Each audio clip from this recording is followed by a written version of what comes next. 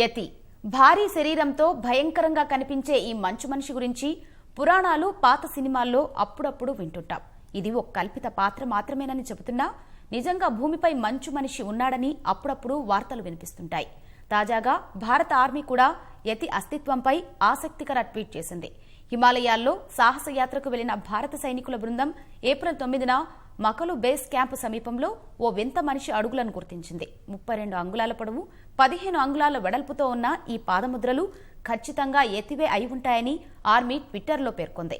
గతంలో మకలు బరూన్ national park సమీపంలో యతి అడుగులు కనిపించినట్లు సైన్యం తెలిపింది. అందుకు సంబంధించిన ఫోటోలను కూడా ఆర్మీ ట్విట్టర్లో పోస్ట్ చేసింది. అయితే ఈ ఫోటోల్లో కేవలం ఒక కాలిముద్ర మాత్రమే ఉండడం విశేషం. ఆర్మీ చేసిన ఈ ట్వీట్ సామాజిక మాధ్యమాల్లో వైరల్గా మారింది.